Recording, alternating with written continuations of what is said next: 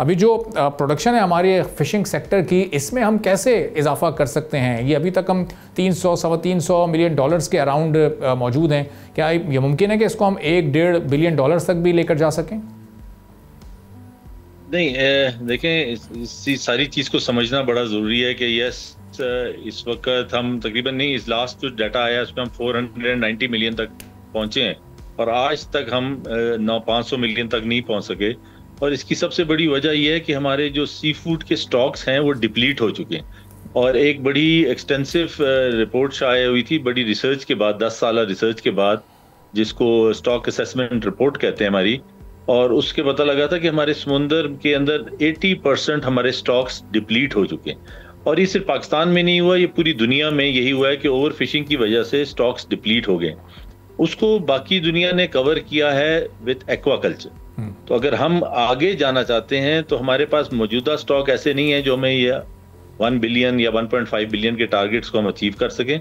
हमें उसके लिए हमें फार्मिंग की तरफ जाना पड़ेगा, एक्वाकल्चर की तरफ जाना पड़ेगा। और यही एक खास डायरेक्शन है जिस पे अगर हम फोकस होकर चलेंगे तो ही हम अपने एक्सपोर्ट्स को अचीव कर सकते हैं, जो टारगेट्स हम सोच रहे हैं। तो फैल साहब, ये एक्वाकल्चर में फिर इन्वेस्टमेंट का इस वक्त जो इशू आएगा वो प्राइवेट सेक्टर से कितना इंटरेस्ट या कितनी इन्वेस्टमेंट दरकार होगी, और इसमें फिर गवर्नमेंट क्या किस तरह से हेल्प आउट कर सकती है इस सेक्टर को?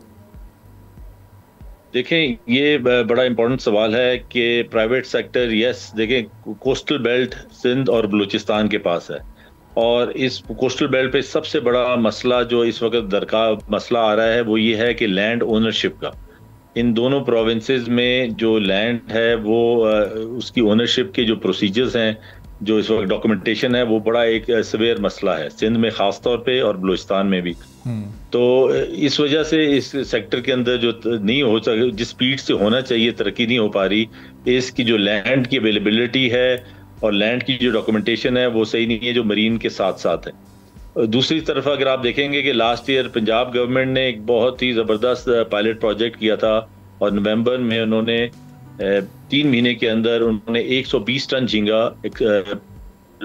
ग्रो किया था और वो 15 दिन के अंदर एक्सपोर्ट हो गया। तो ये पाकिस्तान की हिस्ट्री में पहली दफा एक ही क्रॉप इतनी बड़ी जो एक्सपोर्ट हुई है वो उसका एक था। वो अपनी स्लाइन बेल्ट को कन्वर्ट कर रहे हैं, जो मुजफ्फरगढ़, मुल्तान, रहीमिया खान, भावलपुर और सरगोदा के इलाके में जो स्लाइन बेल्ट है, जहाँ का सब सॉइल वाटर स्लाइन हो चुका है, वहाँ पे वो ये प्रोजेक्ट उन्होंने किया और ये बड़ा सक्सेसफुल उन्होंने इसको किया था, जिसकी वजह से ये अब होप नजर आ रही है कि गवर्नमेंट जरा कोई फोकस हुई। और of all the people, Punjab की गवर्नमेंट, जहाँ पे हम सोच भी नहीं रहे थे कि स्लाइन बेल्ट को वो इस तरीके से करेंगे, और अब एक बहुत बड़ा प्रोजेक्ट वो लेके आ रहे हैं जिसमें 5000 एकड़ में वो पॉन्ड्स तैयार करके विद ऑल दी इक्विपमेंट वो फार्मर्स को देंगे ताकि वो श्रिम्प फार्मिंग कर सकें। तो ये एक गवर्नमेंट की तरफ से इंसेंटिव आया है और यही सिंध और बलूचिस्तान को करना पड़ेगा कि उनको क्लस्टर डेवलपमेंट करनी पड़ेगी। कुछ अर्सा पहले प्राइम मिनिस्टर ने एक फोकल टीम बनाई थी, फोकस टीम बनाई थी on how to go about it. तो उसमें प्राइम मिनिस्टर ने फिर इंस्ट्रक्शंस दी थी कि आप फौरन ये क्लस्टर्स डेवलप करें और मुझे उसके बारे में आप फिर बताएं। तो ये इसमें प्रोविंसेस थोड़ी सी सिंध और बलूचिस्तान की स्लो हैं। बलूचिस्तान ने फिर भी एक एरिया को एयर मार्क कर लिया है और अपनी फिशिंग पॉलिसी भी बना ली है, बट प्रोविंसेस को ये करना पड़ेगा कि कुछ एरियाज डिफाइन करने पड़ेंगे और श्रिम्प फार्मिंग क्लस्टर्स को डेवलप करना पड़ेगा। प्राइवेट सेक्टर में बहुत बड़ा इंटरेस्ट है इस वक्त कि वो अगर लैंड अवेलेबल हो और उनको प्रॉपर एरियाज डिफाइन हो जाएं तो वो वहाँ पे इन्वेस्ट करने को तैयार हैं। अलकरम एक बहुत बड़ा प्रोजेक्ट लेके आया हुआ है, उनका धाबे जी एक्वा फार्म्स हैं जहाँ पे वो ऑलरेडी उन्होंने शुरू कर दिया है कराची के पास ही, और वो 300 एकड़ पे श्रिम्प फार्म डेवलप करने जा रहे हैं, जिसमें से उन्होंने अभी पायलट प्रोजेक्ट उनका इस साल बड़ा सक्सेसफुली रन हो रहा है।